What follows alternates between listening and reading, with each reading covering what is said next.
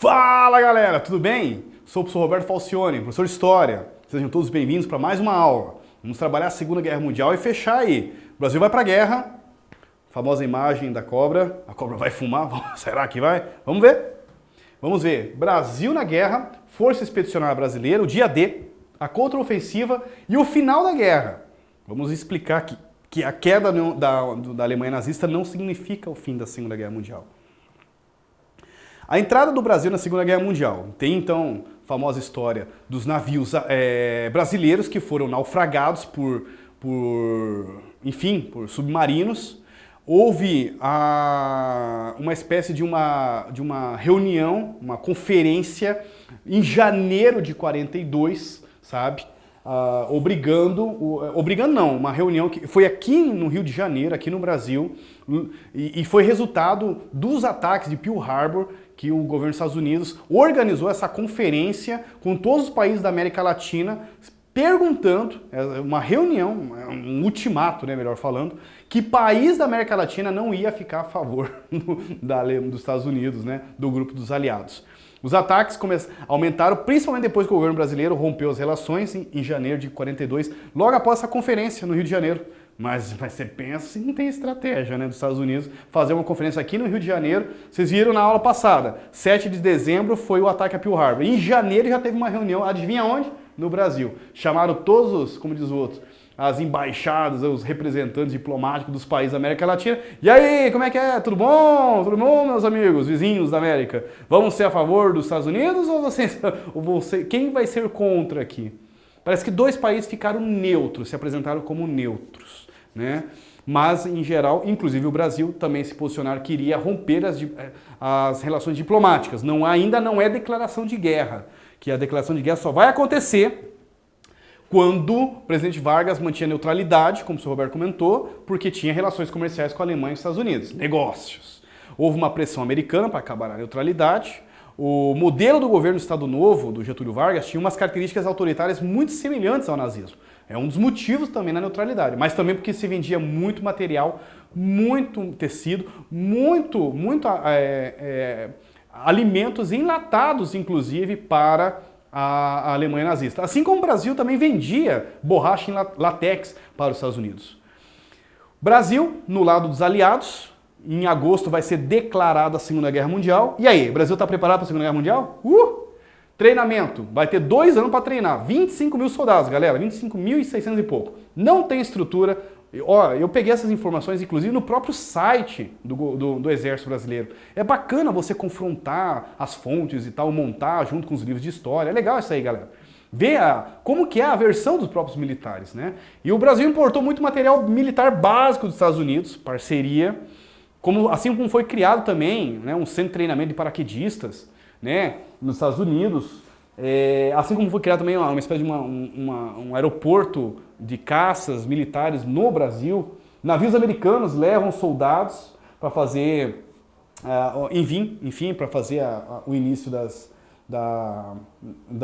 operações. A missão dos brasileiros era na Itália desnazificar as regiões de Monte Castelo, que tinha também a cidade, Castelnuovo, Montese, alguns exemplos de cidades e região. Monte Castelo é uma região, mas tinha também a cidade de Monte Castelo. E a missão era desnazificar, expulsar os nazistas dessa região. Em 44, tá fácil. Não, pessoal, não é por aí. Mas dos 25.800 soldados, só morreu 500. Tinha até um cemitério na Itália, né, com os soldados brasileiros que morreram lá. Depois, aos poucos, eles foram trazidos para cá. Tem hoje o cemitério oficial, né, dos 500 e poucos soldados. Parece que ficou só um memorial, o espaço onde estavam o cemitério dos brasileiros, dos soldados brasileiros. Claro, por uma Segunda Guerra Mundial que morreu 60 milhões de pessoas, se você tem um efetivo de 25 mil, morreu 500, é considerado uma baixa pequena, tudo bem. Mas assim, morreu, é 500, podia ser você, como diz o outro. É um risco, você está lá na Alemanha. Muitos voltaram, inclusive, né, problemas de amputações, porque pisou em minas ou levou um tiro, mina terrestre. Não morreu, mas acabou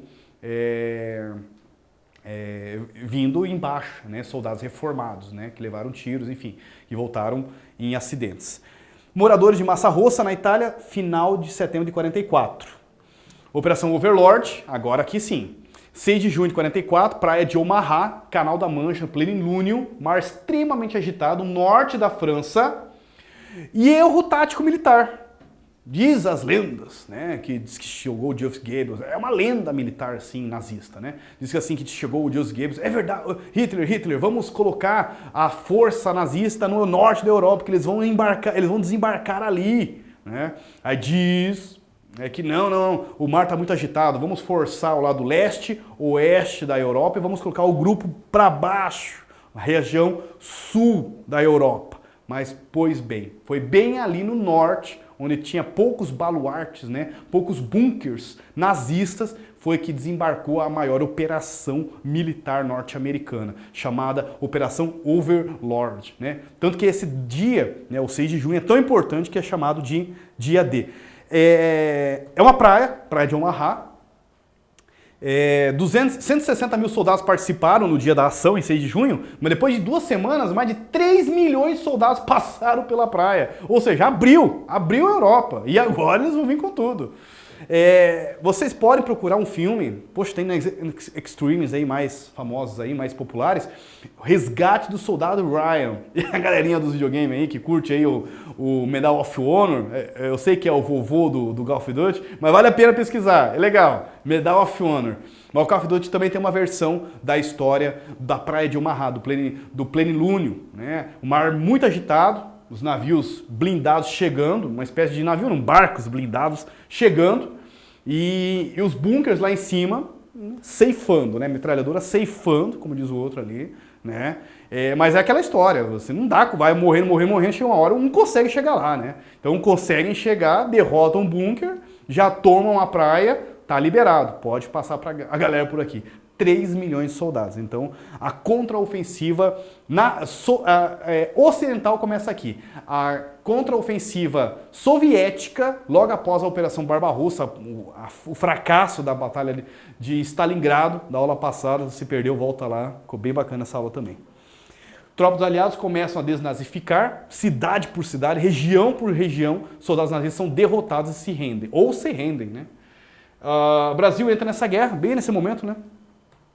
Contra a ofensiva soviética, pelo leste, os soviéticos têm 3 grandes operações: Bagration, Vistula Oder e a famosa Batalha de Berlim, que é as últimas horas de Hitler. Então, assim, e quem quiser procurar um pouco mais sobre essa história, procure o filme A Queda. É um filme europeu, um único filme alemão que conta a história de Hitler, vale a pena pesquisar. A Queda, Últimas Horas de Hitler.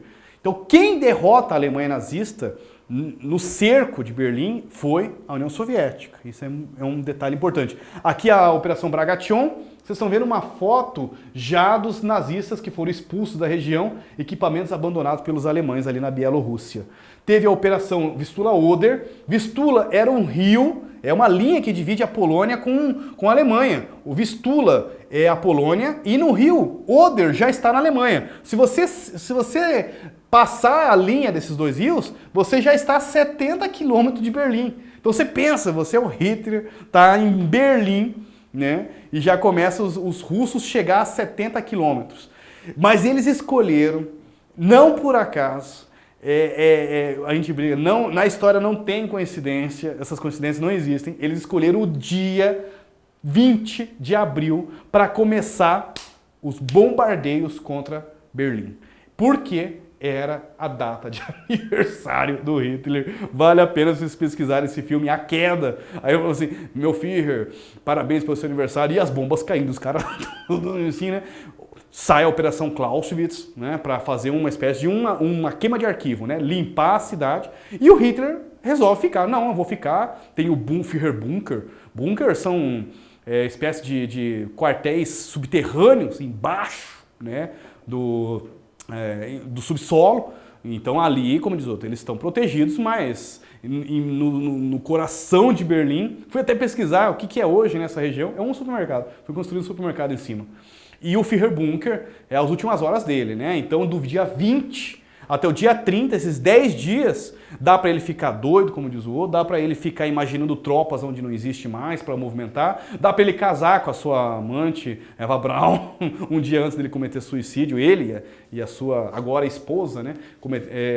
Eles casaram, é uma cena mexe muito também, que é o juiz de paz, né? Ele foi chamado para ir lá no Führerbunker, ele pergunta, senhor, mas o senhor declara que você realmente é alemão legítimo, porque era uma obrigatoriedade, né? Só alemães poderiam casar com alemães, né? Judeus são proibidos de casar com alemães. E ele fala, sim, sou. O senhor poderia comprovar? Ele é austríaco, né? E daí o cara do lado assim, ele é o Führer. Não, sim, com certeza, então tá tudo certo. Vale a pena vocês pesquisarem esse filme, muito forte, um filme assim que mexe muito com você, um filme muito interessante. As últimas horas de Hitler e assim os principais generais do Hitler também cometem suicídio coletivo, né? Após a morte dele, né? Começa, como diz o outro, um efeito dominó, né? O Joseph Goebbels, né? O Joseph Goebbels, que era o braço direito do Hitler, né? Que é o mentor, principalmente das estratégias militar, também comete suicídio com a sua esposa, inclusive com 5 a 6 filhos, como diz o outro, ali dentro do Führerbunker. Aqui é uma imagem, para vocês terem uma ideia das condições que ficou a Berlim, na capital Berlim, destruída. Esse aqui é o portão de Brandemburgo, muito próximo já do bunker do Führer. E a Alemanha, o fim da Alemanha, não é? A queda do nazismo não significa o fim da Alemanha, porque o eixo era Itália, Alemanha e Japão. Então o Japão, na região da Ásia, continuou existindo. E os Estados Unidos continuaram ainda, né, a luta incessante contra o Japão. Aí vem a parte da história que se fala o seguinte, né, era questão de semanas, meses para o Japão se render, sim. Mas os Estados Unidos se aproveitou e lançou as bombas nucleares. A questão é um fato. Poxa, eu tive a oportunidade de ver relatos assim, né, de pessoas que sobreviveram a Hiroshima, que diz que aviões americanos passavam pela cidade, não bombardeavam a cidade, estavam bombardeando Tóquio, né, que é a capital do Japão, e deixava Hiroshima e Nagasaki intacta, que era para lançar, como diz o outro, as bombas nucleares. Então o que é fato também? Porque para eles terem uma ideia do estrago, né? É por isso que eles deixavam intacto a cidade, eles passavam um bombardeio para atingir só Tóquio. E aí a população ficava meio estranha, engraçado, por que não atingiam a gente? Eles não tinham ideia o que estava esperando. Nos dias 6 e 9 de agosto, Hiroshima e Nagasaki são atingidas, aqui o cogumelo, né? São atingidas pelas bombas nucleares, o que é fato também, é uma tecnologia nova, né? De destruição assim catastrófica, num raio de 3 km, praticamente nada sobrevive. Coincidentemente, alguns sobreviveram, inclusive alguns japoneses que moram até hoje aqui no Brasil, sobreviveram ao ataque de Hiroshima, que moram aqui no Brasil. Em 2 de setembro de 45, o Japão assina a declaração. Os ataques foram em 6 e 9, e em setembro o Japão já assinou, e é uma rendição incondicional, aceitou todas as condições impostas para o Japão, né? Ficou um clima muito pesado mesmo pela situação dos Estados Unidos ter atacado com uma tecnologia tão violenta, tão agressiva, porque não é só o fogo, a bomba de destruição em massa, e sim depois o que nós podemos colocar como poeira atômica, né? A radioatividade, a contaminação do solo, da água. Você depois desencadear, né, enfim, câncer de pele ou de pulmão com o tempo. Inclusive essas pessoas que sobreviveram, viveram há muito tempo sob uma espécie de orientação, acompanhamento, né, dos governos do Japão para ver os efeitos, né, se ficaram inférteis, se desencadearam alguma doença, né, resultado ainda das bombas de Hiroshima e Nagasaki. Fechamos? Brasil na guerra. A cobra foi fumar, né? Contra-ofensiva. Por que, professor, a cobra foi fumar? Porque tinham os símbolos, soldados da Força Expedicionária Brasileira, dos pracinhas, usavam um símbolo de uma cobra fumando. E tem duas versões. A primeira é que o Brasil não entra, dizem, né? O Brasil não vai nem pra guerra nem se a cobra fumar. Como tem a outra versão, dizendo o seguinte, né? Lá a cobra vai fumar, o Brasil vai pra lá e vai mostrar o poder deles, né? Enfim, tem várias versões aí. Tem duas versões, né, relacionadas por que a cobra foi fumar. Curioso, né? Curioso, a imagem interessante. Final da guerra, só com a derrota em rendição japonesa e não com a derrota de Berlim. Tá? É porque eu vi história que a morte do Hitler não está confirmada, que depois encontraram ele aqui na Argentina. Ih, já vi ele na Argentina, na França, no Brasil, já vi em vários lugares. É verdade que encontraram mesmo o buraco no fundo lá, depois do bunker, onde os corpos deles foram queimados, porque ele pediu que o corpo dele fosse queimado com gasolina. Até o filme aborda esse momento. Logo após ele cometer suicídio, ele e a esposa, já a esposa, né? A Eva Braun. Mas enfim, a União Soviética cravou dizendo que é ele que fez teste de carbono, arcada dentária, fez teste de DNA, que era ele. Houve outra teoria dizendo que não, que mentiram, que era só para abafar. Enfim, tem toda uma discussão. Depois que foi comprovado que era, como a Alemanha, Berlim ficou do lado comunista da União Soviética, foi criado até uma espécie de um cemitério para colocar o osso dele, mas daí com medo que surgisse uma espécie de ponto turístico, né, um nazista, né, resolveram exumar o corpo dele e queimar de uma vez por todas. Mas parece que é comprovado mesmo, é o Hitler mesmo.